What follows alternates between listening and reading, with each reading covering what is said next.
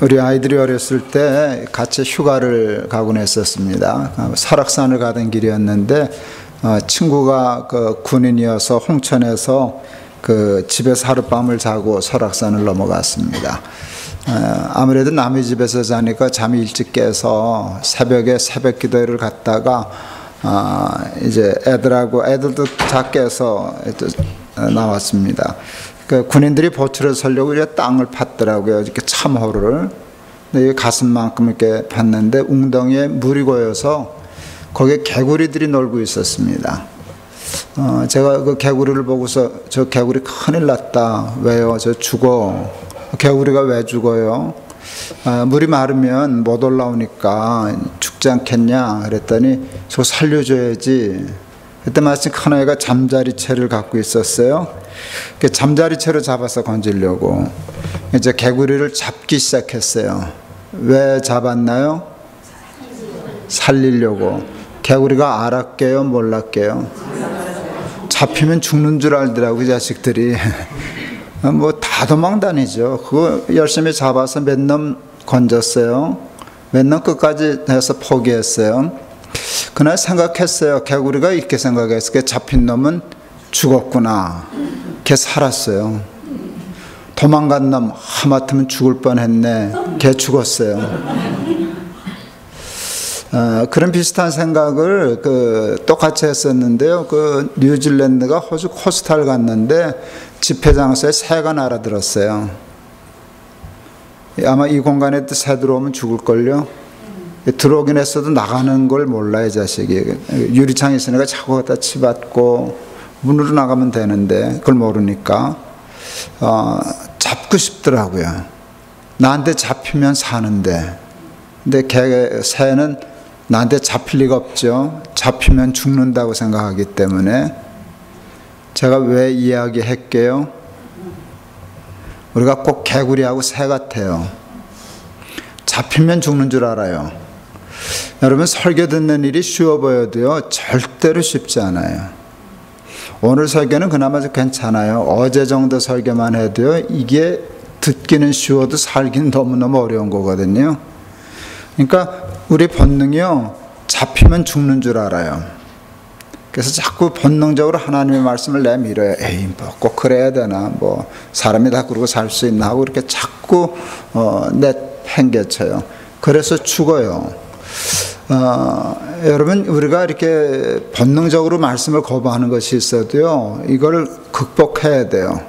잡혀야 살아요. 이제 죽었구나 할 만큼 돼야 살아요. 제가 받은 본성적인 복이 있는 것 같아요. 그건 제가 하나님 참 감사하다 생각하는데, 저는 잘 잡혀요, 보니까. 쉽게 말하면, 다른 말로 얘기하면 선동을 잘 당해요. 선동을 잘 당해요. 그래서 들으면 하고 싶어요. 그게 쉬운 일은 절대 아니었어요. 그래서 제가 받은 복이 참 많았어요. 오늘 이 집회 설교뿐만 아니라 늘 말씀을 들을 때 말씀을 본능이 거부할 때 그때 정신 바짝 차리세요. 그 말씀이 생명이에요. 잡혀야 돼요. 죽지 뭐, 손해보지 뭐, 망하지 뭐. 그리고 말씀에 잡히는 사람들이 그 말씀 때문에 구원을 얻고 그 말씀 때문에 복을 받게 될 줄을 믿습니다. 네. 여러분 다 개구리과죠? 네. 다 새과죠? 네, 그런데 그렇지 않아요. 하나님이 여러분 죽이시려고 그러시겠어요? 살리려고 그러시는데 하나님의 말씀에 늘 사로잡혀서 순종하며 사는 사람들 되기를 바랍니다. 네. 사람들은 첫날도 말씀드렸지만 가난을 못 사는 것이라고 자꾸 생각해요. 돈이 없어서 못 산다고 생각해요. 뭐 돈이 없는 게 뭐 좋게 하겠어요만은 돈이 우리를 못 살게 하는 게 아니에요. 성경은 우리에게 분명히 말씀해요. 죄가 우리를 못 살게 한다라고 말씀하세요. 그 외에는 아무것도 없어요. 죄의 싹은 뭐예요? 사망이 뭐예요? 그거 못 사는 거잖아요. 죽는 거 못 사는 거 같은 개념이거든요. 이 땅에 우리의 삶 속에 죽음, 사망, 고통, 아픔, 상처, 부담, 무거움, 이런 우울함, 모든 부정적인 것에 단 하나의 이유를 성경은 죄밖에 얘기한 적이 없어요. 그런데요, 정말 한번 상상만 해보세요. 세상에서는 불가능한 일일 수도 있는데요, 이 땅에 있는 인간의 마음속에 있는 죄 하나만 딱 잡아가지고 그걸 뽑아서 던져버리면 세상이 그냥 그 자리에서 그 순간에 하나님 나라 될 거예요. 우리가 겪는 모든 아픔과 상처와 힘듦과 무거움과 죽음의 유일한 원인은 죄 때문이에요. 죄가 다 원인이 돼서 그게 이런 문제도 일으키고 저런 문제도 일으키고 그래요. 그냥 여러 가지 예를 들 수 있지만, 여러분, 세상이 공평해요? 불공평해요? 세상이 공평해요? 불공평하잖아요. 그래서 애들이 하도 사는 게 억울하고 그러니까 금수저, 흙수저 이런 얘기를 하는데, 이게 세상이 불공평하다는 거잖아요. 그리고 화딱지 나잖아요. 누군 가만히 있는데도 이렇게 되고, 누군 죽어라고 하는데도 안 되고, 이런 세상적인 사회적인 불평등이 이게 심각한 문제잖아요. 내일도 좀 그 얘기를 좀 하려고 그러는데요. 그런데 빈익빈, 부익부 이런 사회적인 현상의 원인이 뭐게요? 그게 죄 때문이에요. 왜 그런 줄 아세요? 여러분, 죄의 원인이 뭔데요? 욕심이 잉태한 즉 죄를 낳고, 죄가 장성한 즉 사망을 낳느니라 그랬어요. 그러니까 죄의 뿌리는 뭐예요? 사람의 마음속에 욕심이 있기 때문에 불평등이 생기는 거예요. 여기 라스베가스도 부자들 많겠죠. 제가 뉴욕에 좀 있어서 한 1년 지내봐서 아는데, 뉴욕에 미국 큰 부자 얘기를 들었어요. 어느 교인으로부터. 자기 고객이라 그랬는데요, 자가용 비행기가 있다 그러더라고요. 제트 비행기가. 그럴 수 있잖아요. 자가용 비행기 있죠.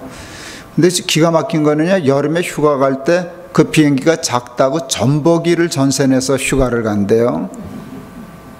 식구들이 많이 가는가 보다 그렇게 생각했어요. 전 그런 일에 좋겠네 그 정도 끝나지 나도 휴가 가는데 전보기가 없는 것뿐이지. 저는 거기에 대해서 별로 관심 없어요. 배 아픈 것도 없고 그런가 보다 했는데, 다음 말을 듣고는 뿔이 나더라고요. 제가 개 되게 좋아하는데요, 그랬더니 이게 무슨 개 같은 소리냐 내가 그랬어요. 그게 뭔지 아세요? 왜 그 전보기를 전세 내느냐 하는 이유가 아주 웃겼어요. 자기 집 개가 자기 비행기는 작아서 멀미를 한대요. 그래서 전보기를 전세내. 그건 개 같은 소리 아니에요, 진짜. 이게 세상 아니에요? 이게 세상이라고요. 사람들 마음에 욕심이 있는데 개인차가 다 있기 때문에요, 다 먹지도 못할 걸 깔고 앉아요. 그걸 쌓아놓고 살아요. 그리고 그런 쓸데도 없는 짓을 해요. 한쪽에서는 죽어요. 이게 불평등이잖아요. 저는 아프리카 말라위 우리 교회에서 세운 재단에서 일 많이 했어요. 거긴 진짜 굶어 죽는 나라거든요. 진짜로 먹을 거 없어서 죽는다고요. 하루 일부를 벌지 못해서 굶주리는 백성이 이 세상에 얼마나 많은데요. 여러분 1초에 몇 사람이나 굶어 죽는 줄 아세요? 1초요. 순간순간 아마 수백 수천 명이 죽어갈는지도 몰라요. 그런데 한쪽에서는요, 개 멀미한다고 전보기 전세내서 다닌다고요. 라스베가스에서 그런 거 많이 찾을 수 있지 않을까요? 이런 말도 안 되는 세상 속에서 우리가 살아가려니 얼마나 사는 게 힘들어요. 근데 그 단 하나의 이유가 죄 때문이에요. 죄가 없으면 그런 일 안 생겨요. 욕심이 없는데 뭐하러 그러겠어요. 그런 세상이 이루어졌던 때가 있어요. 성경에 오순절날 초대교회가 성령 받았을 때 거듭나니까 욕심이 없어져 버렸어요. 그래서 어떤 일이 생겼어요. 있는 사람 없는 사람이 네 게 어디 있고 내 게 어디냐, 우리 같이 살자. 그런 세상이 순식간에 이루어졌잖아요. 그게 어떻게 가능하냐 그랬더니 욕심이 없어졌으니까.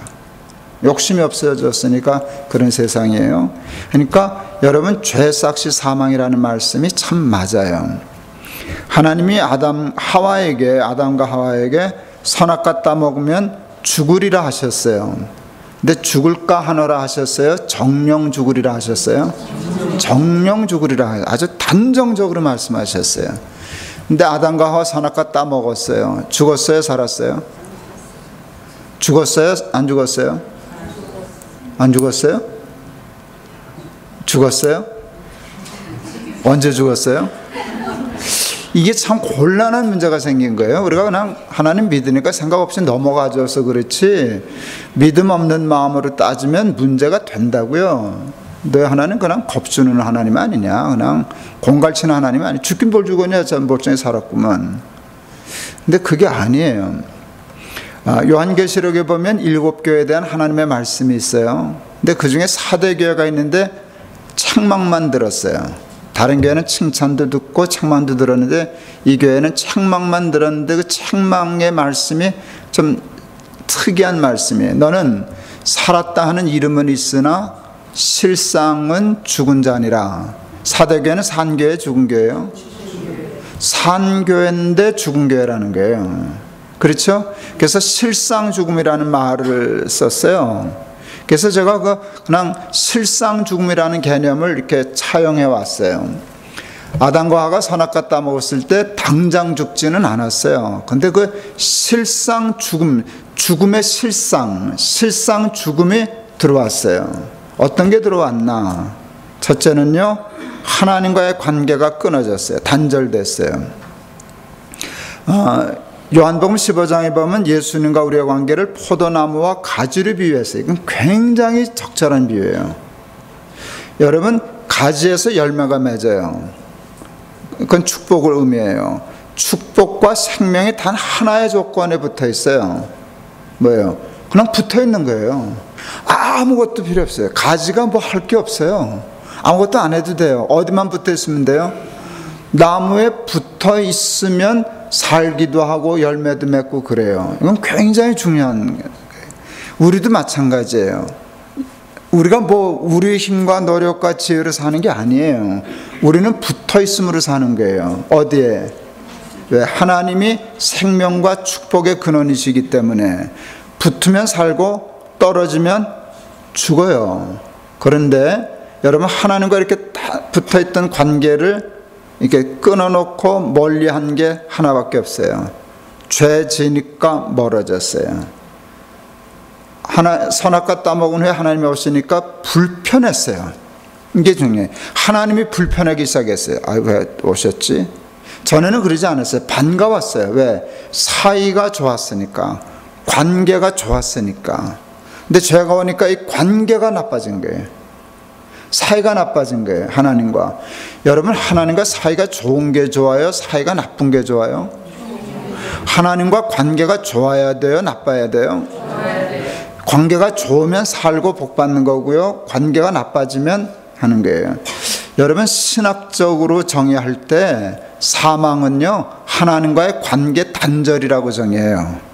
하나님 관계 단절. 그게 죄 때문에 왔어요. 그래서 구원을 신학으로 정의할 땐 이렇게 얘기해요. 하나님과의 관계 회복이라고 정의해요. 중요하잖아요. 그런데 단 하나, 죄는 하나님과 가까이 할 수 없어요. 그래서 죄가 들어가는 순간 하나님과 나빠졌어요. 그러므로부터 엉겅퀴를 내고 땅이 소산을 잘 내지 않고 남자는 이마에 땀을 흘리고 뭐 여자는 해산의 수고를 하고 하는 이런 수고와 고통과 이 어려움이 순식간에 들어왔는데 단 하나, 하나님과 사이가 나빠졌어요. 두 번째, 사람과 사이가 나빠졌어요.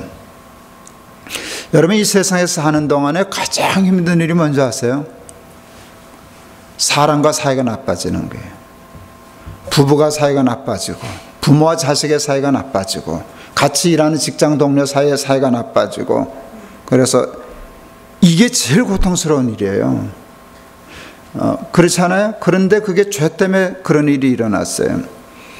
하나님이 엿새 동안 힘써서 이 우주 만물을 창조하셨어요. 완벽하게, 아름답게, 풍성하게 만드셨어요. 엿새 동안 힘써 만드셨어요. 근데 여러분, 창조의 중심과 목적이 하나님이게요, 사람이게요? 다시 말해서 하나님은 이 우주 만물을 사람을 위하여 만드셨게요? 당신을 위하여 만드셨게요? 사람을 위하여 만드신 거예요. 왜요? 사랑은 자기의 유익을 구하는 게 아니에요. 하나님이 우리를 사랑하시잖아요. 첫날 얘기하신 것처럼 하나님이 사랑하시기 때문에 하나님의 삶의 목적은 당신이 아니라 사람이에요. 그러니까 우리 주려고, 사람 주려고, 아담 주려고 그렇게 죽으라고 만드신 거예요. 엿새 동안 만드시고 일회째 되는 날 어떻게 하셨다고요? 쉬셨다 그랬어요. 이게 여러분 논리적으로 충돌한다는 사실을 아세요? 전능과 안식은 이게 어울릴 수 없는 개념이에요. 쉬었다는 뜻은 지쳤다라는 개념으로 이해할 수 있어요. 전능하신 분에게 쉼이 필요해요, 안 해요?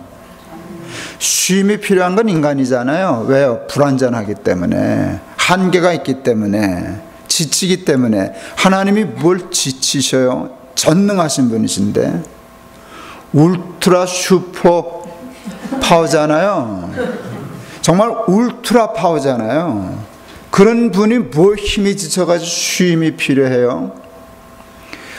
저는 그거를 이렇게 풀어요. 전능하신 하나님이 하루를 쉬셔야 할 만큼 최선을 다한 창조였다. 그렇게 풀어요. 왜? 사람 사랑하기 때문에, 사랑하시기 때문에. 그러니까요,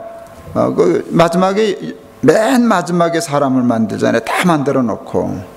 그때 제가 이렇게 마음을 읽었어요. 다 넣어주려고 만들었지 뭐. 다 넣어주려고 만든 거야.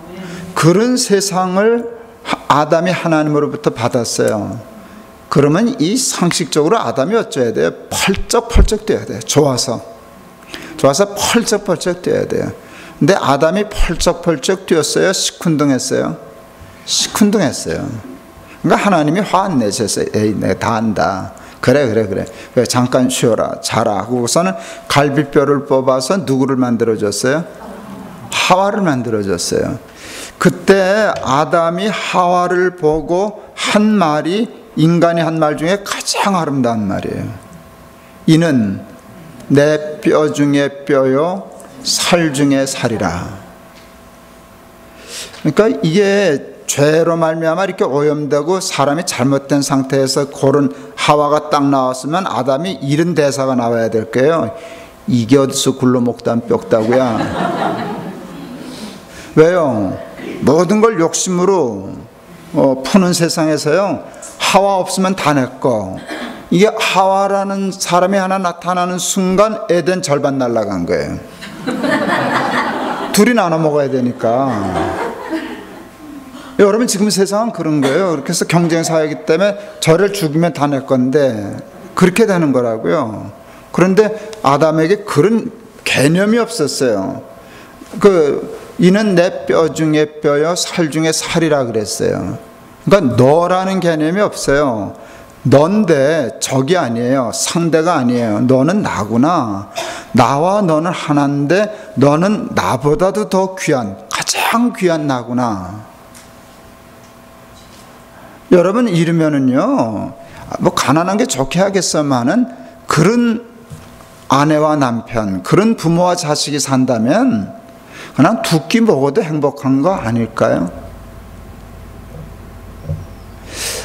IMF 만났을 때 한국의 남자들이 실직 많이 했어요. 그때 노숙자 된 남자들 참 많아요. 그런데 그렇게 실직당하고 어려움 당했는데 더 집안이 좋아진 집안도 있어요. 진짜로 있었던 일이에요. 아내가 이렇게 했어요. 당신 쉬어. 그만큼 평생 해수했으면 쉬어도 돼. 내가 파출부를 해서라도 당신 먹여 살릴게. 여러분, 상황 똑같아요. 어려워요. 그 남편 쫓았나 지가 나갔나 모르겠지만 그 집도 아마 여자가 파출부에서 먹고 살았을런지 몰라요. 근데 사이가 나쁘면은요, 이 남자가 변변찮게 이래가지고 아내를 파출부나 시키고 이러면 이게 힘든 거예요. 근데 똑같은 상황인데 당신 나 평생 우리 먹여 살려고 애썼으니까 당신 좀 쉬어도 돼. 걱정하지 마라. 우리가 파출부에서라도 먹고 살 수 있어. 그러고 살면 여러분, 그런 마음이 있으면 행복한 거예요. 도리어 사랑이 더 깊어지는 거라고요. 애들까지 더 그런다 그렇게 하면 그거 괜찮은 거죠. 난 그래도 부자가 좋기는 좋아요. 그렇지만 돈 있으면서 싸우는 집이 얼마나 많은데, 재벌가들 돈 때문에 싸우는 거 보면 그 하나도 안 부러워요. 걔들이 나를 부러워야지 내가 그거 절대로 부러워할 마음 없어요. 정말 여러분, 재벌가, 제가 처음 성동교회 할 때 어느 재벌 하면 알만한 재벌의 아드님 오셨어요. 뭐 형인가 동생인가가 가짜 인감 위조해가지고 자기 재산 줘서 그래서 그런 일들이 일어나더라고요. 그런데 그 형인데 형이 참 대단하더라고요. 그냥 넘어가더라고요. 그분은 교수했었었는데, 그러면 내가 그런 거 캐고 보면 재벌가의 그런 일들이 얼마나 많겠어요. 그리고 실제로 신문에 나는 것들이 밤낮 그러잖아요. 싸움질하고 재판하고. 그게 뭐가 좋겠어요? 밤낮 그러고 사는데 아웅다웅하고 재판하고 그러는데, 어쨌든 그런데 이는 내 뼈 중에 뼈여 살 중에 살이라고 했던 그 아담과 하와가 선악과 따먹고 죄가 딱 들어오니까 이게 마음이 달라졌어요. 누가 너더러 이 선악과 따먹으라 했더냐 그랬더니 아담 하는 말을 보세요. 하나님이 내게 주신 저 여자라 그랬어요. 저 여자. 여러분, 이게 굉장히 이제 내가 관계 사이라는 말을 했잖아요.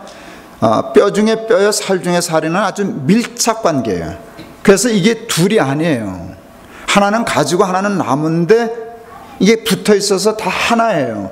둘인데 하나죠. 그렇잖아요. 그런데 저 여자 하면 이 사이에 거리가 있어요, 없어요? 이게 마틴 부버라고 하는 사람이 나와 너라는 책을 썼어요. 이거 굉장히 중요해요. 나와 너는 2인칭의 관계예요. 나와 그것은 3인칭의 관계예요. 사람들이 나와 너라는 2인칭의 관계를 맺고 살아야 되는데 다 욕심과 싸움 때문에 나와 그것의 관계. 그래서 사람이 외롭고 불행하다, 그런 내용이거든요. 그런데 여러분, 아까 아담과 하와는 2인칭이 아니었어요. 1인칭이었어요. 둘이. 그것도 그냥 말을 붙이면 극 1인칭이었어요. 뼈 중에 뼈에 살 중에 살이라 그랬으니까. 그러던 사이가 너라는 말도 쓰지 않고 저라는 말을 썼어요. 그때 하와가 얼마나 가슴이 저걸 남편이라고 믿고 평생 살아야 되다. 근데 그게 지금 우리의 문제가 아니에요. 다 저 여자하고 살려니, 나를 저 여자라 그러는 남편하고 살려면 얼마나 이게 가정이 아슬아슬하고 힘들겠어요. 근데 그게 다 뭐 때문에 왔나? 그게 죄 때문에 온 거예요. 죄가 그렇게 무서운 거예요. 셋째, 세 번째 현상은요, 수치가 들어왔어요. 수치. 선악과 따먹기 전에는 아담과 하와가 옷을 입질 않았어요. 그거는 춥지 않았다는 뜻이 아니에요. 부끄럽지 않았다는 뜻이에요. 부끄러움이라는 개념이 없었어요. 뭐 감추고 숨기고 부끄러워하고 그런 게 없었어요. 근데 죄를 딱 지니까 부끄러워 죽겠는 거예요. 근데 이 부끄러움이라고 하는 게 치명적이에요. 굉장히 치명적이에요. 주일학교 전도사 할 때 아이들에게 죄를 지면 구원 얻지 못한다, 쉽게 말하면 천당 못 가라는 걸 설득하고 싶어요. 그래서 그렇구나. 정말 그렇겠네. 그렇게까지 가야 설교잖아요. 근데 이걸 어떻게 얘기해야 이 자식들이 알아들을까? 그래서 이야기를 하나 만들었어요. 만들어졌어요. 만든 게 아니라. 옛날엔 그 얘기하면 애들이 다 알아들었어요. 요즘 그 얘기하면 애들은 다 못 알아들어요. 이게 머리가 나빠진 게 아니에요. 문화가 바뀌어서 모르더라고요. 여러분들은 뭐 요즘 애들은 꼭 아니니까 혹 다 아실 수 있을 거예요. 근데 잘 못 맞힐 수도 있어요. 애가 저녁을 먹는데 아빠가 내일 새벽에 어디 가자 그랬어요. 그 말 듣고 애가 밥을 못 먹었어요. 얼굴이 하얘지고 잠 못 자고 그러다가 새벽 1시쯤 식구들이 다 잠든 걸 확인한 후에 화장실 가서 물 떠서 발 씻었어요. 퀴즈. 아빠가 어디 가자 그랬게요? 새벽에. 벌써 이거 둔해져. 그때 애들은 100% 답 나왔어요. 이때 어디 가자 그랬게. 그렇게 하면 어디요? 하고 다 답 나왔어요. 이제 답을 가르쳐 드릴게요. 목욕탕 가자 그랬어요. 예, 여러분쯤 되니까 아가 됐어요. 요즘 중고등부 청년부 얘기하면 아 소리가 안 나와요. 목욕탕 가자 그랬는데 왜 그랬지? 이게 안 돌아가요. 왜냐하면 옛날에 목욕은 어디서만 했어요? 그걸 요즘 애들은 모른다고요. 목욕탕 뭐 갈 수는 있지만 목욕은 집에서도 할 수 있잖아요. 더운물 찬물 다 나오는데 옛날은 안 그랬잖아요. 그냥 솥에다 물 끓여 올려놨다가 한 바가지 떠서 찬물 타서 세수하고 하는 게 끝이니까 목욕은 반드시 목욕탕을 가야만 했어요. 그런데 목욕탕 한 달에 몇 번 갈게요? 그걸 뭘 몇 번씩 가요? 그게 다 돈인데 우리가 그런 여유 없는 삶을 살았어요. 그러니까 뭐 일주일에 한 번 간다. 그거 다 공갈이었거든요. 목욕 일주일에 한 번만 한 번 간다 그러고 하면 그것만으로도 그 집은 부자거든요. 한 달에 한 번 되게 가나 마나 그랬어요. 그러니까 목욕은 목욕 샤워하는 게 아니라 때를 벗기는 게 목적이에요. 그 작업이 좀 복잡해요, 과정이. 이게 안 떨어지니까 때가. 그러니까 탕에 들어가서 불커야 돼요. 근데 이게 때가 좀 많기 때문에 깜빡 졸면 떨어져요, 얘가. 그러면 내 때, 네 때 막 돌아다니잖아요. 그러면 주인이 가끔 시간 맞춰가지고 잠자리채 들고 오잖아요. 그래서 때 걷어갔었잖아요. 물을 갈아주는 게 아니고 때를 걷어가면 안 보이니까 또 있었어요. 제가 맞아요. 91년도부터 중국 다니기 시작했는데 92년도 처음 가서 거기 이제 전도사님들 이제 남자 전도사님 목사님들하고 좀 가까워지려고 목욕하면 가까워지잖아요. 목욕탕 같이 가자 그랬다가 아주 혼났어요. 아 이게 때가 돌아다니시는 거예요. 나도 그때 그러고 다 우리 했는데 한번 깨끗해지고 저 해지니까 그걸 못 돌아가겠더라고요.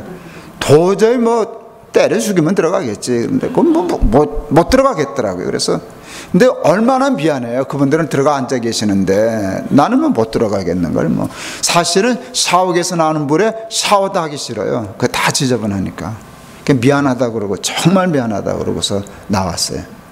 근데 우리도 불과 몇 년 전에 그렇게 살았었거든요. 지금 생각하니까 다 뭐 일이지 다 들어가 앉아 있었으면서 뭐.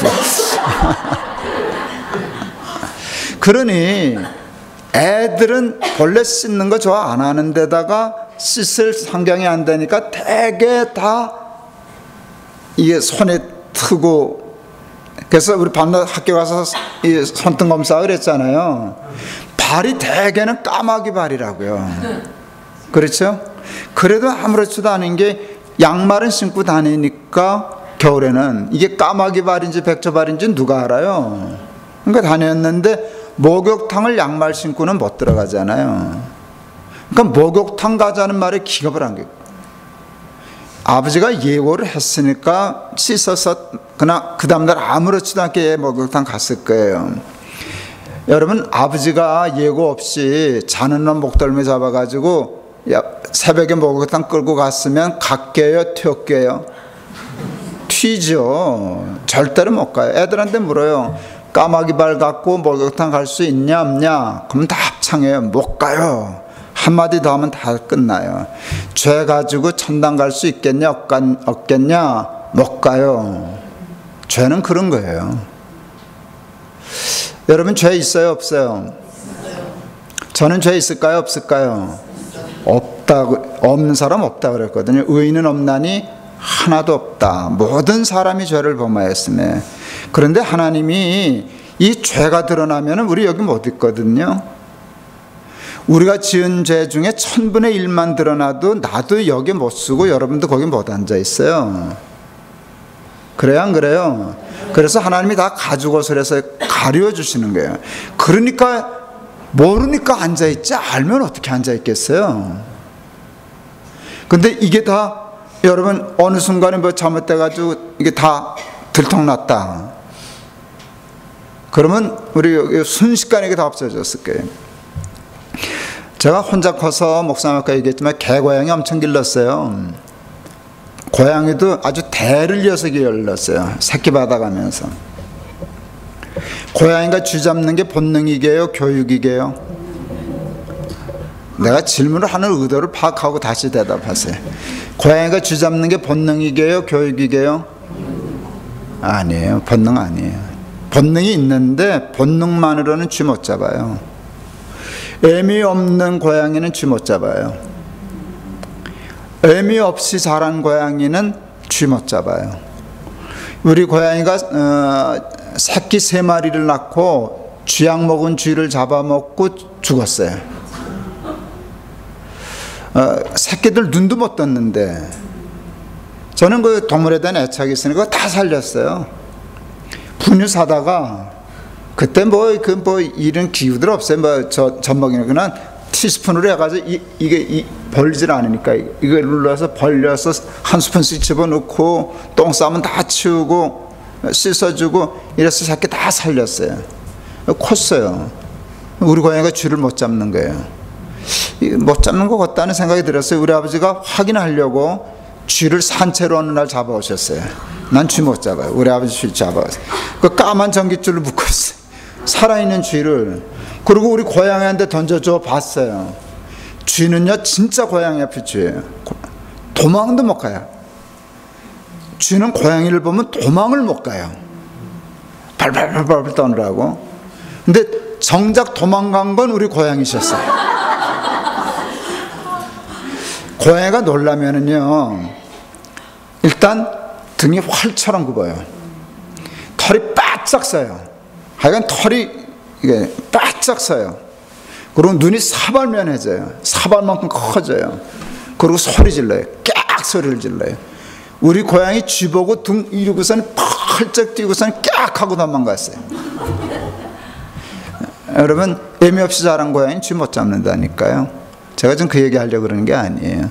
저와 여러분 사이에 있는 모든 죄가 이렇게 드러나면 우리는 다 고양이처럼 튈 거예요.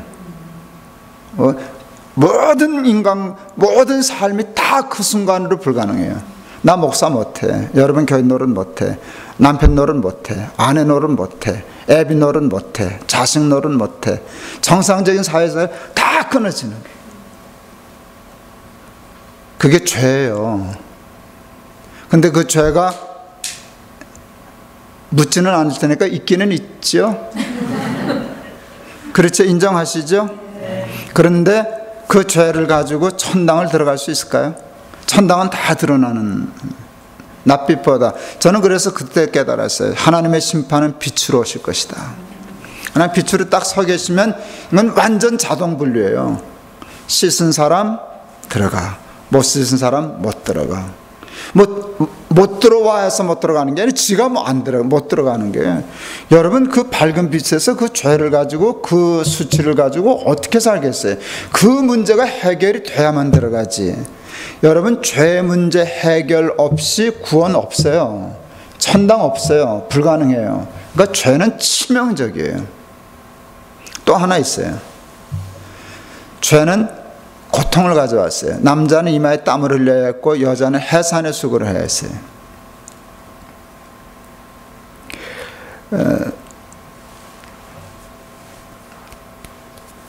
예전에 제가 그 얘기를 했더니 숭실대학에서 아마 강의할 때인가 그랬는데, 아이들 강의할 때인데 이 얘기를 했더니 하나 애들은 참 기발해요. 목사님 그게 만일 죄 싹시라면 그건 인간이 다 해결했습니다 그러더라고요. 그건 또 뭔 소리냐? 인간의 과학과 경제로 그 문제는 해결이 끝났습니다. 또 희한한 소리를 하더라고요. 뭔 소리냐 그랬더니 경제가 발전함으로 남자가 이마에 땀을 안 흘려도 살고 무통분만이 가능합니다. 애들은 참 기발해요. 근데 나도 그렇게 호락호락하지는 않죠. 그래서 그건 성경이 쓰여질 당시에 인간의 고통을 가장 대표하는 상징적인 걸 얘기하는데, 그래 이마에 땀 안 흘리고 사는 건 맞아. 그렇다고 남자의 고통이 없어졌냐? 무통분만 가능하겠지. 그것만 없으면 사는 거 살만하냐? 그렇진 않죠. 여러분 실제로 옛날에 남자들이 그 여름을 지내려면 양복을 입어야 되면 양복이 세 벌 필요했어요. 뭔지 아세요? 동복, 하복, 춘추복. 근데 여러분 요즘은 춘추복이라는 게 없어진 걸 아셔요? 벌써 없어졌는데. 춘추복 안 입어요. 없어요. 그냥 동복, 하복으로 딱 분류가 돼요. 지금 동복은 옛날 동복보다 조금 얇아요. 왜? 그렇게 두꺼울 필요가 없어요. 난방이 잘 되기 때문에. 그리고 지금 하복은 옛날 하복보다는 조금 두꺼워요. 냉방이 잘 돼서 옛날 하복 입으면 추워서 못 살아요. 그렇게 해서 그 다음에 춘추복 개념이 없어졌어요. 여러분 여기 라스베가스에서 여긴 겨울 없나? 있어요? 추워요? 얼마나 내려가요? 섭씨로? 겨울에? 영하 1도. 여기서 영하 1도면 얼어 죽죠 다. 아니 진짜 그렇잖아요. 제가 그 태국 겨울에 가 있는데요, 영상 10도 정도 떨어진 적이 있었어요. 근데 많이 얼어 죽었어요. 산지에 있는 사람들이. 이렇게 더위에 익숙해져 있는 사람들이 갑자기 영상 10도 되면 얼어 죽어요. 저체온증으로. 근데 뭐야 여기 추운 데 있겠죠. 근데 어쨌든 발 시려 본 적 있으세요? 최근에? 뭐 그렇게 땀 뻘뻘 흘리는, 운동하는 거 말고 그냥 땀 뻘뻘 흘리는 적 기억이 있으세요? 그럴 기회가 없어요. 저도 없어요. 어떻게 발이 시려요? 아파트에서 살다가 난방 잘 되는 데 있다가 그냥 엘리베이터 타고 잠깐 나올 때 시원해요. 그러면 지하에 가서 차고에 가서 차 타고 시동 걸면 금방 히팅돼요. 그리고 해놓고 사무실 올라가면 난방자. 그 생활이죠. 어딜 가든지 여러분 발 시린 데 노출될 기회가 없어요. 땀 흘릴 일도 없어요. 그러니까 그런 일들이 다 해결이 됐지만 여러분 죄의 고통이 사라진 건 아니에요. 그래서 결론, 죄 싹은 뭐다? 그러니까 가난이 무서운 거예요? 죄가 무서운 거예요? 근데 우리는 뭐를 무서워하고 살아요? 가난을 무서워하면서 살아요. 가난을 무서워하는 게 잘못된 건 아니에요. 그런데 정말 무서워할 거는 우습게 생각해요. 죄 안 짓고 어떻게 살아? 하고 죄는 적당히 지으면서 하나도 겁 안 내요. 죄는 겁을 안 내요. 그러니 사람이 살 수가 있어요. 자, 그러니까 우리가 구원을 얻고 하나님 나라의 삶을 살고 이 땅에 살면서도 항상 기쁘고 감사하고 이런 구원의 삶을 살려면 반드시 해결해야 하는 문제가 있어요. 뭐예요? 죄예요. 그런데 죄는요, 죄를 진 사람이 해결할 수 없어요. 이게 아주 치명적인 문제예요. 죄는 내가 지어요. 그러나 내가 지은 죄는 내가 해결 못해요. 나 아닌 다른 존재가 해결해 줘야만 해결이 돼요. 쉽게 말하면 내가 마이크한테 죄를 지었어요. 그렇게 하면 마이크가 나를 용서해 줘야만 해결이 되는 것이지 내가 나를 용서할 수는 없어요. 맞죠? 예, 그래서 죄 문제 해결되는 걸 구원이라 그러는데 우리는 칼빈주의 장로교 출신인데 칼빈주의 그 강령 중에 하나는 이거예요. 저는 그걸 절대로 신봉하는데요. 전적인 무능력의 교리가 있어요. 인간은 죄 사함 받고 구원 얻는 일에 능력이 있어요, 없어요? 없다는 게, 전적으로 없다는 거예요. 야, 내가 회개해야만 하나님도 용서하시잖아. 그건 맞아요. 그런데 회개해야 조건이 성립되는 것이지 회개한 것이 죄 사함의 권리나 주장이 되는 건, 지가 죄 지어놓고 지가 회개했으면 그건 당연히 해야 할 일이지 그게 능력과 그게 되는 건 아니잖아요.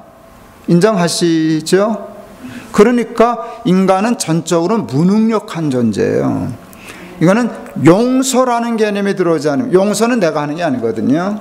하나님이 상대방이 할 때, 그래서 죄는 죄 사함이라는 말을 쓰는 거예요.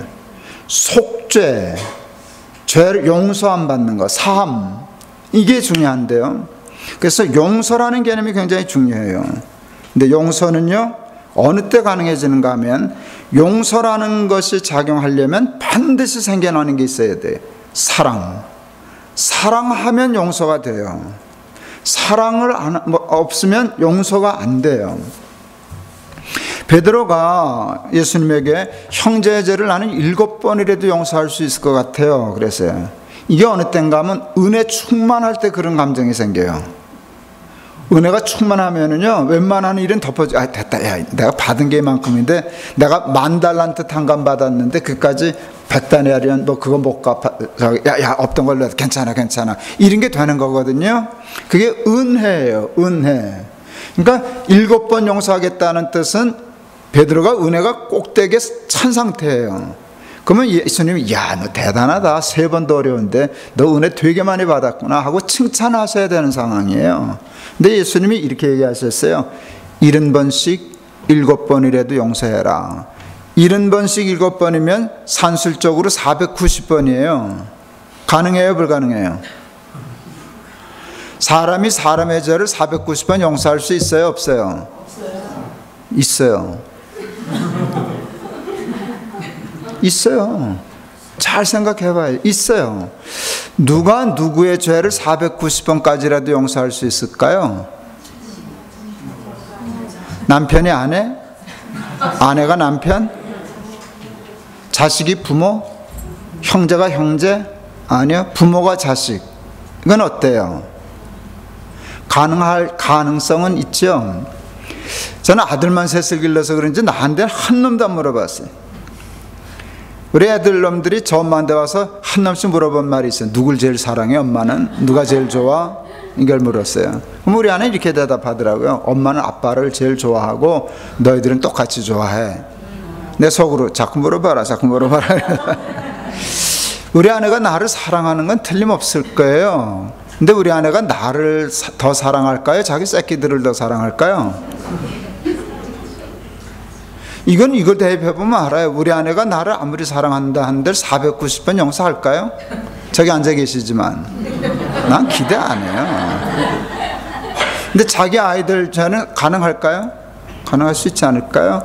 뭔 얘기하려고 그러는가 하면 얼만큼 사랑하는가가 어디까지 용서하는가를 결정한다는 거예요. 여기에 십자가의 비밀이 있어요. 십자가는 사랑이거든요.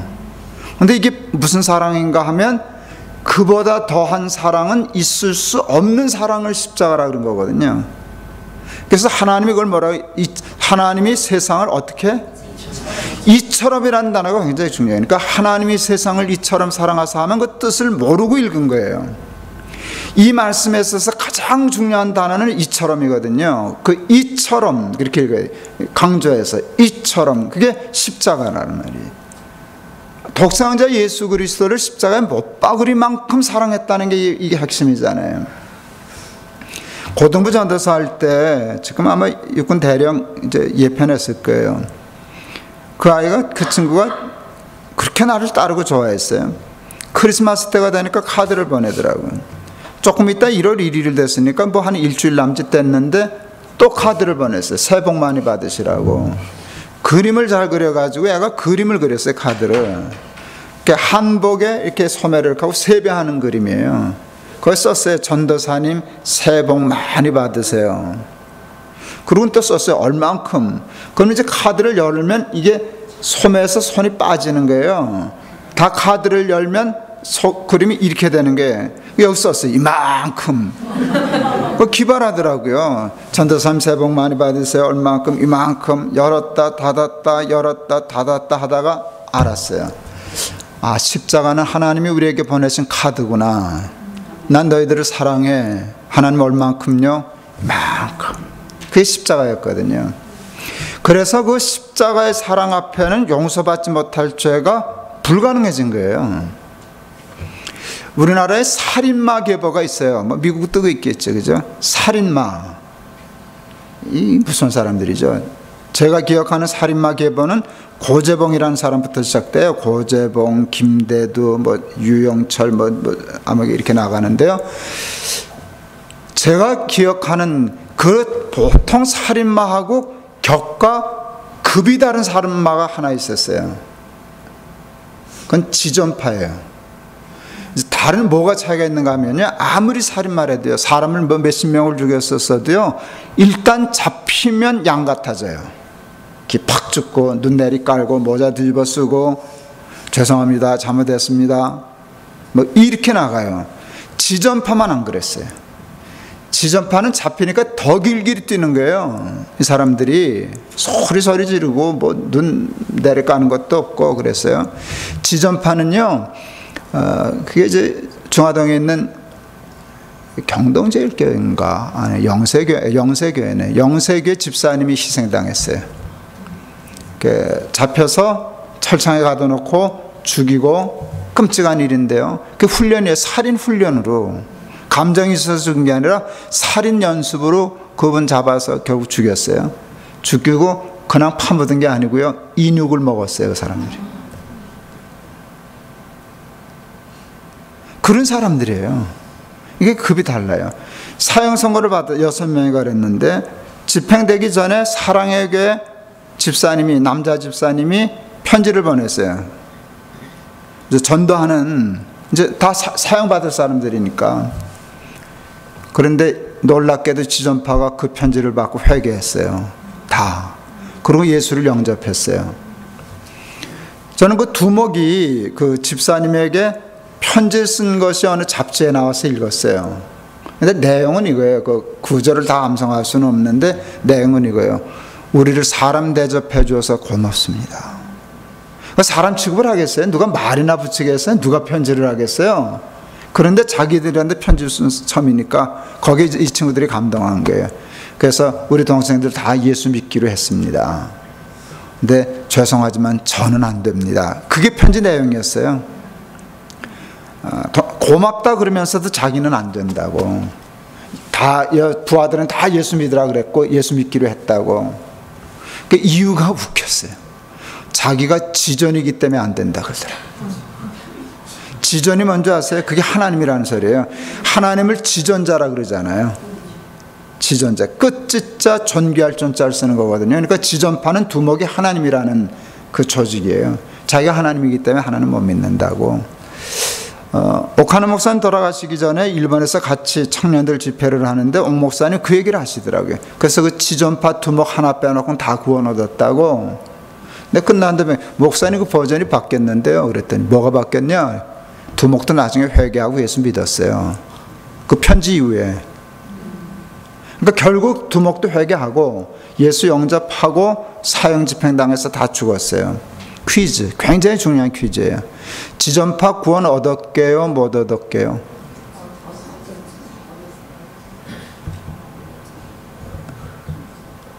여러분 이렇게 쉽게 답이 안 나오죠? 사탄은 오죽 더 했겠어요. 근데 사탄이 그 일에 구원 얻었어요, 답은. 그게 성경의 얘기예요. 그게 그리고 복음의 핵심이에요.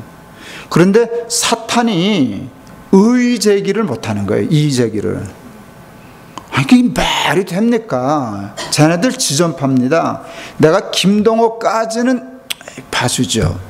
이제 지전파를 어떻게 회개했다고, 그 끔찍한 죄가 회개했다고, 예수 영접했다고 다 없어지고 그냥 천당을 보내십니까? 이렇게 말 못한다니까요, 사탄이. 사탄은 다 아니까. 하나마나 헛일이라는 거. 만일 사탄이 그러면 하나님 한마디로 끝내실 거예요. 저울 가져오너라. 난 그러실 것 같아요. 저울 가져오너라. 그러니까 수평 저울 같은 거 놓고요. 지전파 6명이 아니라 온 인류의 죄를 다 갖다 집어넣어라. 여기다 넣어라. 그리고 내가 저들을 얼마나 사랑하는지 십자가 여기다 걸어라. 회개 안 하면 이게 성립이 안 돼요. 그렇죠? 그런데 회개했어. 안 되겠냐? 여러분, 예수 그리스도의 십자가에 나타난 하나님의 사랑을 이길 수 있는 인간의 죄는 없어요. 이게 워낙 강력한 거기 때문에. 그러니까 흰눈같이, 양털같이, 동에서 서가 먼 것 같이 완벽한 속죄가 거기서 이루어지는 거예요. 일본의 그 여류 소설가 중에 뮤라 아야코라는 소설가가 있어요. 양치는 언덕. 아주 감동적인 소설이에요. 나옴이라고 하는 목사 딸이 주인공으로 나와요. 료이치라고 하는 술꾼 바람둥이한테 바람나서 부모 버리고 도망가서 살아요. 난 딸이 없어서 그러지. 그 딸 있으면 그 부모 참 골치 힘들 거예요. 죽자고 길렀더니 그냥 도망가면. 그런데 한 1, 2년 살다가 다시 돌아와요. 그 남편이 하도 바람 피우고 속썩이고 뭐 그러니까 오는데 부모 버리고 간 딸이 엄마 아빠하고 들어올 수 없잖아요. 그러니까 감히 문을 못 열고 그냥 골목을 밤에 왔다 갔다 하는 거예요. 그러니까 열이 솟아가니까 섬세해요, 표현이. 그러다 문을 두드리지는 못하고 문을 살짝 밀어봐요. 안 닫힌 거예요, 문이. 그러니까 문을 밀고 들어가는데 삐거덕 소리가 나니까 안에서 아버지가 나음이 이제 오느냐 그래요. 그것도 아주 소름 끼치는 감동이죠. 하여간 어쨌든 나오미가 그래서 친정에서 다시 살게 되는데 다음 상황이 뭔가 하면 료이츠가 폐병에 걸려요. 그 소설이 쓰여질 당시에 폐병은 거의 치료 불가, 지금 에이즈 뭐 이런 거나 암 같은 그 정도겠죠. 폐병에 걸려서 못 살게 되니까 자기 아내 쫓아 들어왔어요. 남은 안 받아줘요. 남편이라고 생각 안 하고. 근데 아버지가 그럼 못 쓴다. 다 죽어가는 사람 그러면 되냐. 그래서 료이츠가 처갓집에서 요양생활을 해요. 그러다가 처갓집 식구들의 믿음과 삶에 감동받아서 진짜로 예수를 영접해요. 그리고 신앙생활하면서 요양생활을 하는데 료이츠가 그림을 잘 그려서 다락방에 올라가서 그림을 그리곤 했어요. 근데 안 보여주는 거예요. 흰천으로 덮어놓고 흰천으로 덮어놓고 무슨 그림이냐 물으니까 당신 크리스마스 선물 주려고 그리는 그림이라 그랬어요.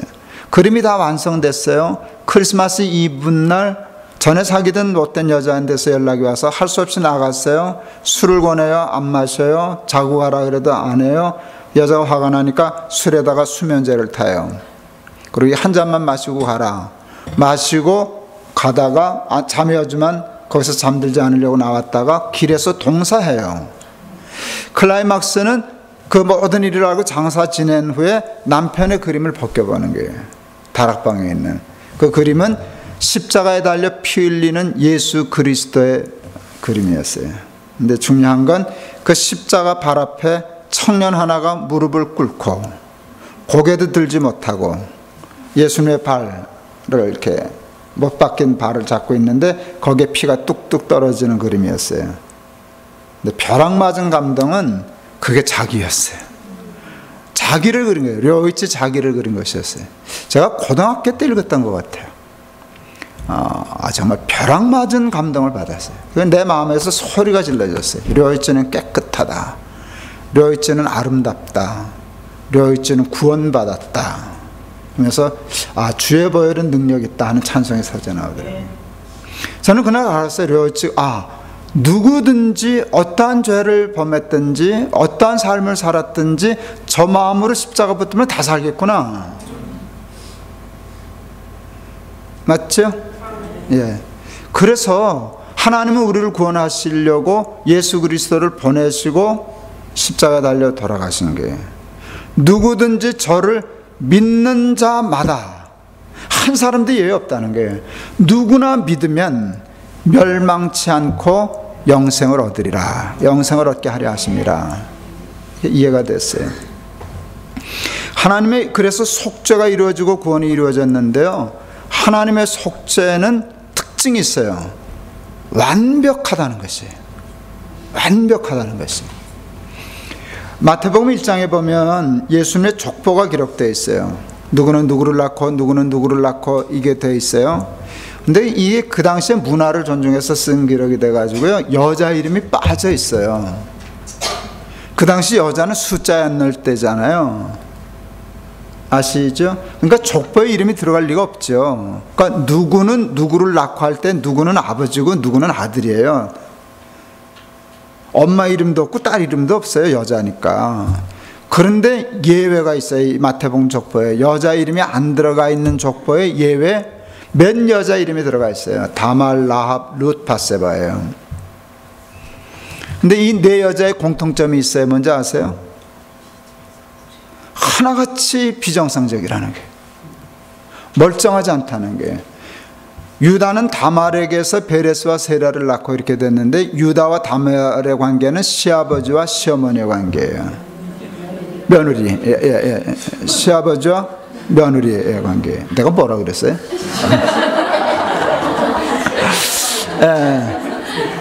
시아버지와 며느리의 관계, 그죠? 라합은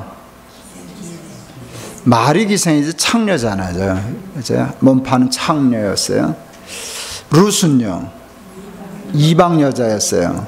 이게 이제 예수님의 족보에 들어가 있는 예수님의 할머니들 얘기예요. 그러니까 다말도 할머니고 창녀 라합도 할머니고 이방 여자 룻도 할머니예요. 이게 예수님의 족보를 얘기하는 거라고요. 근데 여러분, 지금 우리 족보에 만일 간다면 창녀가 부끄러워요, 이방 여자가 부끄러워요? 요즘은 이방 여자와 결혼하는 일은 이제는 그냥 다반사잖아요. 저 이제 한국 들어가면 우리 교회 있던 부목사, 지금 담임 목사하는 우리 부목사 하던 목사님 아들 결혼주례 해요. 그 며느리가 미국 여자예요. 그러니까 이 룻이라고 룻. 부끄러워요, 안 부끄러워요? 그게 뭐야? 그거 부끄러우면 이거 시대 사람이야. 그냥 여자하고만 결혼하면 되지.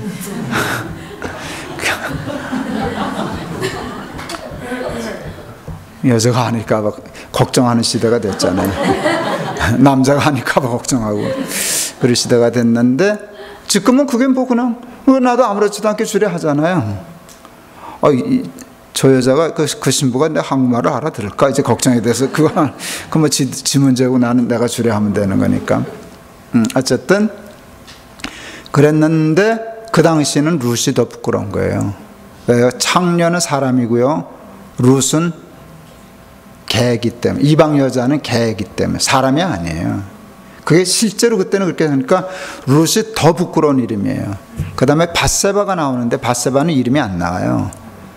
다윗은 우리아의 아내에게서 솔로몬을 낳고 이렇게 돼 있어요. 아주 더 정확하게 되는 거예요. 야, 내 족보에도 쓸 수 없어요. 저 김 목사 저렇게 잘난 척해도 저 웃기는 집안 자손이야. 저 할머니 누구는 시아버지하고 관계사 해놨어. 누구는 유명한 창기였지. 그뿐인 줄 아냐? 누구는 개 같은 이방 여자였어. 그뿐인 줄 아냐? 멧돼지 할아버지는 옆집 영감 마누라 뺏어서 해놨단다. 그 영감 이름이 우리아였어. 이렇게 되는 거예요. 이게 이런 족보를 쓰는 집안이 어디 있어요? 근데 잘 보세요. 본래 그럴 때 여자의 이름은 족보에 기록하지 않는 거야. 그러면 그게 얼마나 굿뉴스겠어요. 숨기기 좋잖아요. 그런데 숨겨도 되고 안 써도 되는 족보에 일부러 쓰셨다고요, 하나님이. 그건 실수게요, 의도게요? 무슨 의도게요? 그게 저한테 큰 은혜가 됐어요. 그게 복음이거든요. 그러니까 나도 구원 받았겠다. 잘나고 훌륭하고 그랬으면 구원 얻는다면 조금 캥기잖아요. 난 될까? 그런데 다말, 라합, 룻, 밧세바, 하나님은 한 번 용서한 죄에 대해서는 뒤끝이 없어요. 부부간에 싸워요. 누가 하나 잘못했다고 해서 화해하고 용서해요. 그래도 남편의 용서, 아내의 용서는 뒤끝이 있어요. 되게 이게 이제 그러다가 전세가 바뀌어져가지고 분리하게 되면 이걸 끌고 들어. 당신도 그랬잖아. 이게 죽기 전에는 안 없어지는 거거든요. 사람의 용서는 뒤끝이 있어요. 그거는 부모와 자식 간에도 그럴 때가 많아요. 근데 하나님의 용서는 뒤끝이 없어요. 그래서 기억을 못 하신다는 표현을 쓰니, 하나님이 기억력이 나빠서 그러겠어요? 그렇지 않아요. 하나님의 속죄는 완벽하기 때문에 한번 용서하면 끝이에요. 그래서 완벽한 용서라고요. 근데 사탄은 가끔 그것을 흔들어요. 제가 80년 5월 6일 날 목사 안수를 받았는데, 이게 사탄에다 걸려들었어요. 사탄이 내 죄를 고발하는 게 나은데, 너 양심 있냐? 너 같은 자식이 어떻게 목사가 되냐? 이거 근데 진짜 그렇더라고요. 그래서 4월 정도를 제가 고민했어요. 이거 진짜 목사 안수 받아야 되나 말아야 되나? 근데 그날 알았어요. 그 죄를 내가 알고 사탄이 알고 또 누가 아실까요? 하나님. 근데 하나님이 아시는데 너 참 양심 없다. 네가 어떻게 목사 된다고 나서냐? 네가 인간이냐? 이런 자세가 아니시더라고요. 하나님은 내 죄를 아시는데 하나님이, 예수님이 내가 목사 되는 걸 기뻐하신다는 마음을 느꼈어요. 그리고 그때 느꼈어요. 예수님의 마음을. 힘들었는데 잘 죽었구나 내가. 그때 죽기는 잘했다. 저 김동호 목사 되는 거 봐라. 그때 내가 알았어요. 아, 내가 예수님의 십자가의 보람이구나. 나는 애들이 잘못하면 때려주곤 했어요. 초등학교까지는 매를 들었어요. 중학교 때는 뭐 거의 손 안 댔어요. 왜냐하면은요, 한번 용서해 줬을 때 때려줬어요. 용서해요. 초등학교 아이들은 금방 1시간이면 돌아와서 장난치고 놀아요. 어른 패면 큰일 나요. 평생 원수돼요. 이게 회복이 안 돼요. 나이 들수록 그렇게 돼서 초등학교까지 되게 하는데요. 이제 지어낸 얘기예요. 애가 잘못해서 때려줬어요. 잘못했다 그래서 용서했어요. 근데 이 자식이 안 나와 놀아요. 밥도 안 먹고 매달리지도 않고. 이거 왜 그런가 하고 갔더니 방문 걸어 잠그고 앉아가지고 자기 머리통을 줘박는 거야. 아빠는 나를 용서했지만 나는 나를 용서할 수 없어. 그러면 그거 아주 나쁜 놈이에요. 내가 용서했으면 이제 다시 안 그러면 되는 거지. 그리고 정상적인 회복이 돼야지. 그렇지 않아요? 이게 사탄은 자꾸 하나님의 완벽한 속죄를 불완전한 것으로 적어서 의심하게 하는 경향이 있어요. 그래서 제가 안수 받았게요, 안 받았게요? 뻔뻔하게 받았게요? 아니요. 그때 바울의 고백을 이해했어요. 나의 나된 것은 하나님의 은혜다. 십자가 외에는, 야, 십자가 없었으면 내가 어떻게 사냐, 목사가 어떻게 되냐. 그러니까 나의 나된 것은 하나님의 은혜고 십자가 외에는 자랑할 것이 없다 하는 말을 그때 마음으로 이해했어요. 하나님의 속죄 완벽하다는 거, 제가 할 때 이런 예도 들어요. 아버지가 돌아가시면서 그 집, 세계 8대 불가사의 집을 나한테 상속했어요. 그게 내 집이 됐어요. 목사가 자기 집 갖고 사는 게 불편하더라고요. 나는 사택 생활을 했기 때문에 그 집을 그렇게 하면 어떻게 할게요? 세를 주죠. 근데 이 세입자 중에 목사라는 걸 약점으로 이용해가지고 아주 애매기는 사람들이 있었어요. 그 집 때문에 되게 신경 많이 쓰고 그랬어요. 그랬더니 내가 자라난 교회가 모교회인데 목사 하던 데가 내가 모교회였어요. 그러니까 다 식구들 같아요. 권사님인데 부동산 전문가예요, 이분은. 목사님 이거 골치 아프지? 그래요. 아, 골치 아파 죽겠어요. 그랬더니 목사님 이거 팔아. 내가 땅 사줄게. 땅 사서 그냥 묻어두고 있으면 신경 안 쓰지 않겠냐. 그분 잘했어요. 그래서 그 말 듣고 나가서 그날 땅 샀어요. 용인군 원산면 사암리 몇 번지 그래서 땅을 샀어요. 그날로 샀어요. 집 팔아가지고. 이제 문제는 그 땅을 내 이름으로 등기를 해야 되잖아요. 그러니까 등기가 안 되는 거예요. 왜? 그 땅을, 그 농지기 때문에 등기를 하려면 거기에 주민등록하고 살아야 돼요. 근데 나는 서울 사람이잖아요. 난리가 났어요. 그래서 그 권사님한테 전화했어요. 권사님 그 등기 안 된다는데 그랬더니 아, 다 되는 수가 있어요. 그냥 목사님만 그 주민등록을 글로 옮겼다가 등기를 하고 다시 올라오면 된다고. 그렇게 했어요. 했더니 아무 문제 없이 되더라고요. 아무 문제 없이 됐어요. 좀 불편한 건 주민등록이 거기 있는 동안에는 예비군 훈련 나면 거기까지 가야 되는 거. 뭐 가서 받으면 되는 거니까 뭐 용인이 먼 데도 아니고. 예, 그러고 지냈는데 어느 날 그리고 몇 년 지났지. 어느 날 텔레비전 보는데 뉴스가 나와요. 그때 그게 보건부 장관인가 그런데 여자 장관이 됐다가 일주일 만에 쫓겨나는 거예요. 이유가 위장전입이었어요. 난 그때 위장전입이라는 걸 이제 처음 보는 거예요. 해놓고도 몰란 거예요. 내가 그게 그냥 그러고 몰랐어요. 근데 저건 내가 한 건데. 그게 위장전입이잖아요. 위장전입. 그러니까 그때 이게 내가 한 짓이 위장전입이구나. 그러니까 아니 장관도 못할 죄라면 목사. 이게 굉장히 심각해졌어요. 그런데 그게 실수든 고의였든 간에 그건 별로 중요하지 않아요. 나는 실수라 그랬겠지. 정말 고의는 없어요. 내가 그랬으면 그건 못했을 거예요. 다 그런 줄 알고 그냥 했지.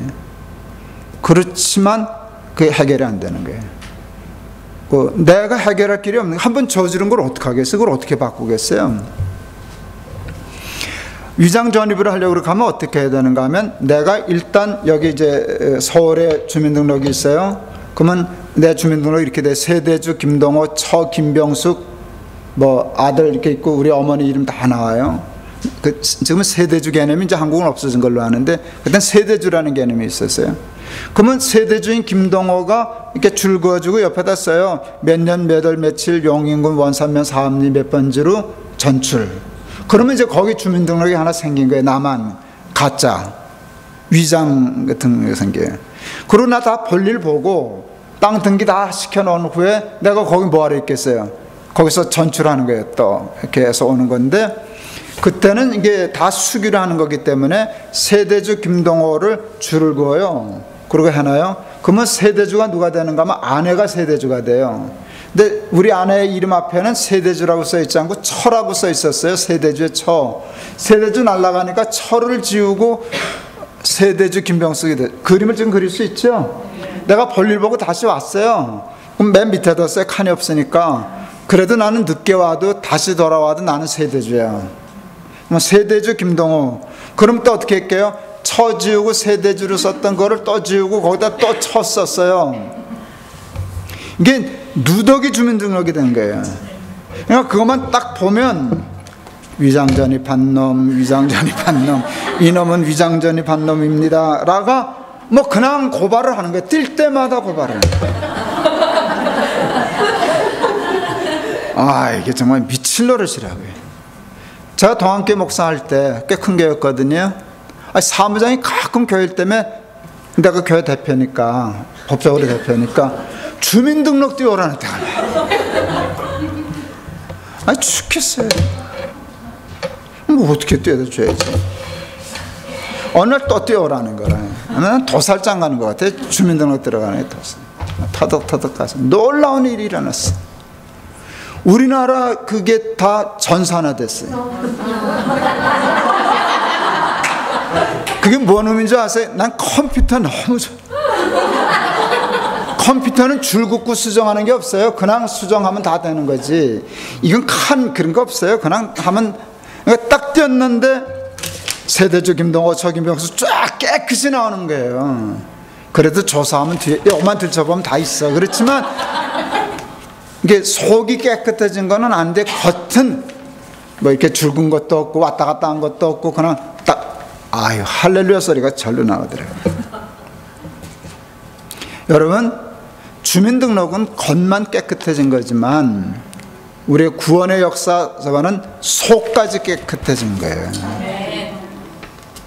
그래서 동에서 서가 먼 것처럼 그래서 예수를 믿으면 십자가 앞에 회개하면 영접하면 멸망치 않고 영생을 얻게 되는 줄을 믿습니다. 아멘.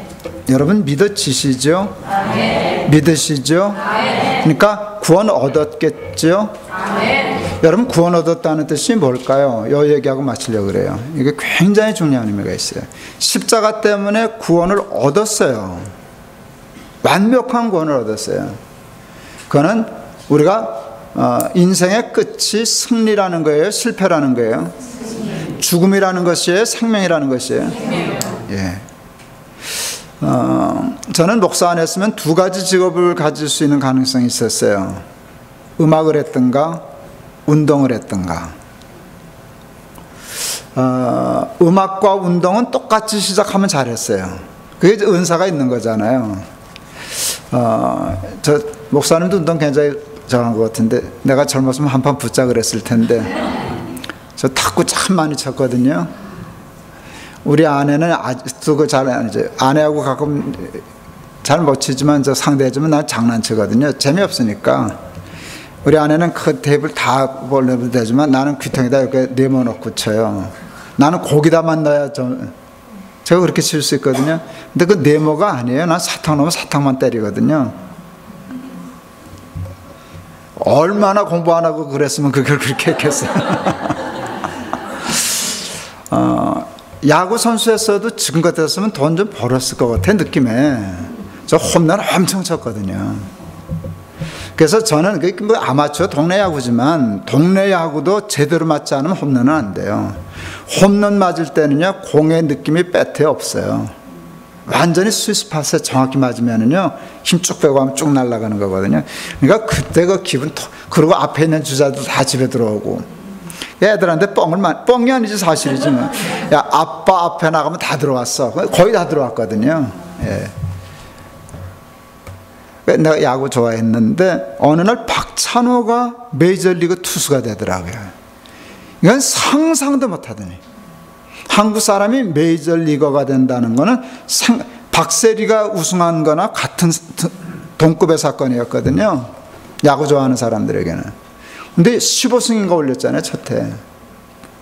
근데 볼 수가 없는 거야, 이 게임을. 왜냐하면 그걸 보려면 새벽에 중계하는데 그럼 난 신방 못 다니니까 몇 게임을 놓쳤어요. 그랬더니 애들이 알고 5승째 올린 게임을 녹화해서 주더라고요. 아빠 이거 한번 봐요, 재밌어요. 박찬호가 이겼어. 5승째 올린 게임이야. 어느 날 시간 억지로 내가지고 틀었어요. 비디오를 틀었어요. 난 알아요, 박찬호가 이긴 게임이라는 걸. 근데 컨디션이 나빴어요. 첫 해 1회 볼을 19개를 던졌어요. 컨트롤이 안 된다는 뜻이에요. 금방 해설자가 오늘 컨트롤 난조인데요, 한 해 19개씩 던지면 이건 승산 어렵겠는데요. 근데 나도 모르게 웃음이 나오더라고요. 어렵긴 뭐가 어렵냐, 이겼는데. 그러고 넘어갔어요. 3회 되니까 말로 핀치, 말로 위기에 몰리니까 뭐 오두방정을 다 따라. 5회 때는 홈런 맞았어, 박찬호가. 그러니까 게임을 거의 포기 상태로 접어들더라고요. 근데 나는 포기할게요, 안 할게요? 뭐가 다른 줄 아세요? 홈런 맞은 거 다 봤어. 말로 봤어. 19개 던진 거 나도 봤어. 근데 박찬호도 그 테이프 안에 있는 박찬호도 몰라, 아나운서도 몰라, 해설자도 몰라, 수만 관중도 몰라. 나만 아는 게 있어. 뭐 박찬호가 이겼다는 거. 나는 그 게임 밖에서 보는 사람이니까. 그러니까 게임이 재밌어지겠네. 이렇게 5회까지 힘들었는데 이겼다는 뜻은 게임이 잘 풀렸다는 뜻이잖아. 제가 만일 그 테이프를 보면서도 낙심해가지고 텔레비전을 껐다면 나는 미친놈이죠. 그래요, 안 그래요? 저는 이제 6회 말에 들어섰네요. 여러분은 몇 회세요? 몇 학년 몇 반이냐고요, 여러분? 예, 저는 6학년 7반이고요. 여러분 6학년 7반쯤에 인생에 홈런 맞으면 끝 아니에요? 재기불능 아니에요? 대개 다 그렇게 생각해야 되지 않아요? 그래요, 안 그래요? 그렇잖아요. 그렇잖아요. 근데 그런 게 아니라고요. 9회 말에 이겼다는데 텔레비전 끌 필요 없잖아요. 그냥 견디면 되는 거지. 나의 영혼이 잠잠히 하나님만 바라며 나의 구원이 그에게서 나는도다. 그러고 앉아 있으면 되는 거죠. 제가 동안교회 목사하고 50 넘어서 개척하고, 개척하자마자 뭐 교회 수천 명씩 모이고 승승장구하고 하면서 뭐 재단 만들면 재단도 엄청 커지고, 저는 하는 일마다 잘 됐었거든요. 그랬더니 많은 사람들이 그래, 목회 꽃길을 걸었다 그러더라고요. 여러분 다 힘들어요. 큰 교회도 힘들어요. 작은 교회도 힘들어요. 여러분 가난한 사람 힘들어요. 근데 부자도 힘들어요. 종류가 좀 달라요. 큰 교회 목사는 작은 교회 목사님들이 당하는 고난은 잘 안 겪어요. 크니까, 부자니까. 그런데 작은 교회는 없는 고난을 겪어야 돼요. 나는 그래서 저를 갖다 달면 같을 거라는 생각이 들어요. 제가 교회 개혁, 생사를 건 교회 개혁이라고 하는 책을 썼어요. 정말 죽을 각오라고 썼어요. 한국교회는 바뀌지 않으면 안 된다. 특히 기득권층, 목사님, 장로님들의 기득권층의 교회 장악은 이건 정말 말이 막 나가네요. 그건 정말 사탄적이거든요. 근데 그걸 건들면 무사할 리가 없죠. 무사할 리가 없죠. 그 책을 쓰고 그렇게 목회하려다가 제가 결국 목회 포기했었어요. 안 되는구나. 제가 교회 사표를 내고요, 2달 동안 교회를 안 갔어요. 갈 데가 없어요. 저는 가면 다 얼굴 알아보니까. 그래서 2달 동안 집에 밖에 사택 반납하고. 근데 우리 아내가 그래도 그냥 잘 쫓아와줘서 참 그냥 감사해요. 은행 가서 아마 큰 게 목사인 줄 알고 돈을 빌려줬는지 금방 돈 빌려줘서 집 조그만 거 얻어서 이삿짐 절반 내다 버리고 우리 아내가 그 이삿짐 센터인데 우리 큰 집에서 조그만 집으로 이사 가니까 이사비 좀 깎아달라 그랬더니 더 내야 된다 그랬다는 얘기 기억나요. 왜 그런 줄 아세요? 큰 집에서 작은 집으로 이사하는 게 쉬워요? 작은 집에서 큰 집으로 하는 게? 그도 그럴 법하잖아요. 그래서 집 많이 내다 버렸어요. 우리 어머니, 우리 부부 아들 셋, 6식구가 잘 방이 없어서 아이들은 마루에서, 거실에서 자고 이제 그런 생활을 했었어요. 2달 동안 이거 예수만 안 믿으면 그냥 죽으면 딱 좋겠더라고요. 아무것도 할 수 없고 무기력하고. 여러분 스트레스 받으면은요, 저는 이게 한번 마비가 왔더랬었어요. 이게 마비가 오더라고요. 아직도 회복이 다는 안 됐어요. 이게 지금 심각한 상태는 아닌데 여기 감각하고 여기 감각은 다르거든요. 조금. 눈이 따가워서 눈을 못 뜨고 있었어요. 근데 한의학 박사 장로님이 한의학적으로는 간에서 열이 화가 나서 시신경을 건들면 실명하는 수도 있다고, 조심하셔야 된다고. 그러니까 나중에 제가 스트레스로 실명한 사람을 직접 만나봤어요. 그때 내 상태가 거기까지 갔었구나. 그렇게 힘들었어요. 살고 싶은 마음 없고 완전 무기력 상태. 그게 2달씩 가면은요, 그 2달을 한다는 게 정말 죽지 못해 있는 거거든요. 이렇게 늘어져 있는데, 어느 소파에 앉아서 그냥 이렇게 늘어져 있는데, 바람벽에 십자가, 크지도 않아요. 손바닥만한 나무 십자가 하나 있었어요. 거기에 걸려 있었어요. 늘 걸려 있던 십자가에. 그냥 그 눈이, 십자가가 계속, 그냥 생각 없이 이러고 있는 거예요. 근데 그 십자가가 저한테 말을 걸어왔어요. 그날, 난 너 죽는 걸 못 본다. 그게 내가 들은 음성이에요. 예수님 음성이죠. 난 너 죽는 걸 못 본다. 내가 무슨 수를 써서라도 너는 살려. 그 무슨 수가 십자가잖아요. 그때 나도 모르게 이렇게 됐어. 내가 이까짓 것 때문에 죽고 망할 사람이라면, 그게 함부로 이까짓 것이라고 할 만한 상태가 아니었어요. 목회고 뭐고 다 그만두고 죽고 싶을 만큼 극한의 상황이었는데, 하나 아무렇지도 않게 내가 이까짓 것 때문에 죽고 망할 사람이라면 우리 예수님 나 위하여 십자가 지시지도 않으셨다. 그리고 일어섰어요. 그리고 목회 끝냈어요. 그리고 여기까지 왔잖아요. 그때 죽었으면 큰일 날 뻔했지. 큰일 날 뻔했죠. 그게 십자가예요. 목사님하고 얘기했지만 저는 이 설교를요, 집회 가서만 하는 게 아니라 목회하는 교회에서도 1년에 한 번 정도는 의도적으로 반복해요. 계속 반복해야 되는 설교거든요. 제가 이 설교를 할 때마다 꼭 기도해요. 이 설교 듣고 죽으려고 하던 사람 살아나는 역사가 있게 해주십시오. 제가 아는 바만 해도 이 설교 때문에 죽을 사람 산 사람 많아요.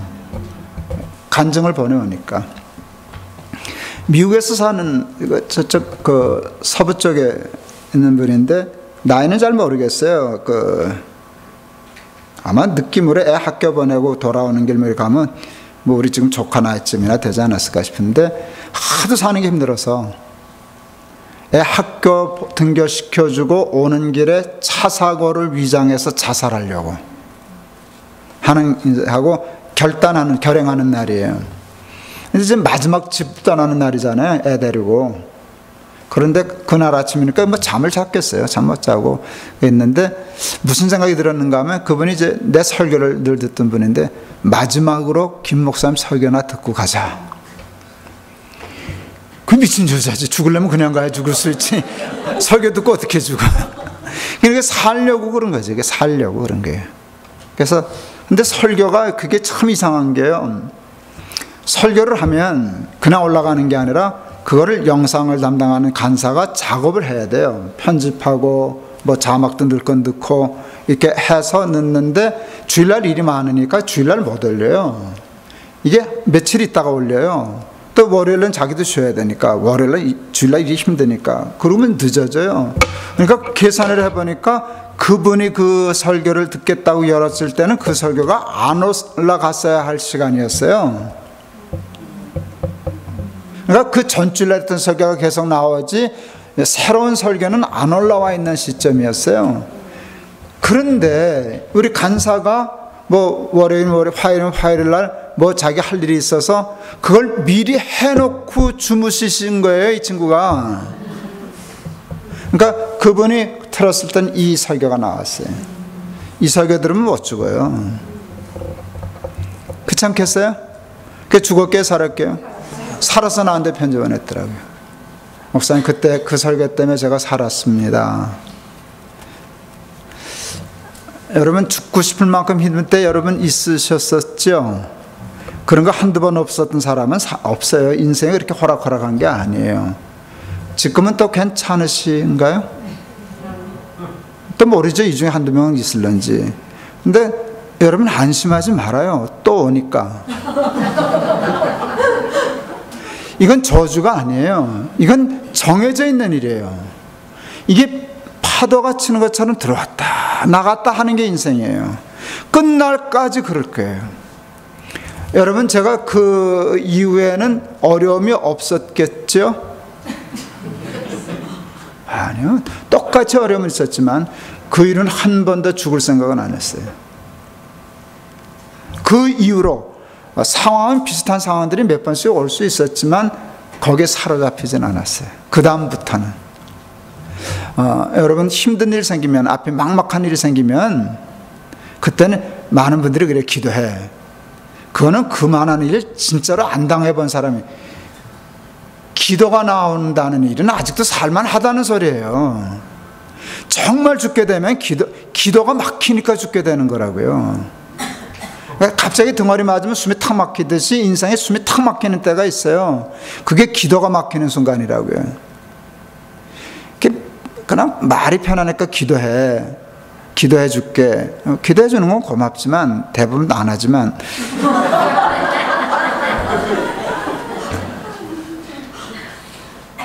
기도가 안 되는 거라고요. 그런 순간들이 있잖아요. 그런 순간이 있는데 그럴 때 그냥 뭐 누구한테 부탁할 것도 없고요. 누구한테 가벼운 얘기는 상담으로 풀려요. 일은 숨 막히는 일은 상담으로 풀리는 일이 아니에요. 안에 큰 힘이 됐지만 그게 도움이 되는 건 아니에요.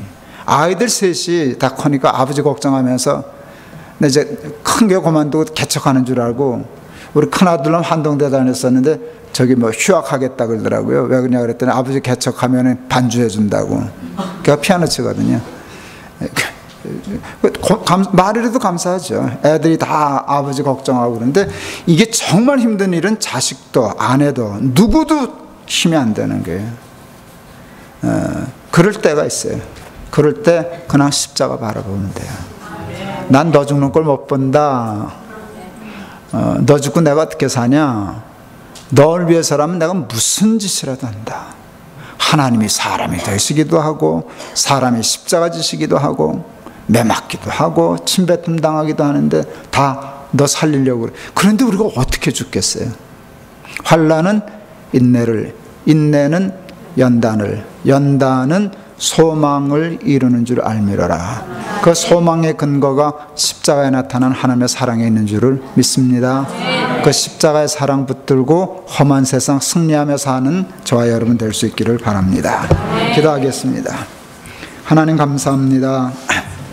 오늘도 말씀 주신 거 감사하고, 이 말씀은 절대 잊지 않게 하시고 무의식 속에라도 끌고 들어갈 수 있게 도와주셔서, 정말 이 말씀이 필요한 상황이 혹시라도 닥치면 이 말씀 붙잡고 승리하게 하옵소서.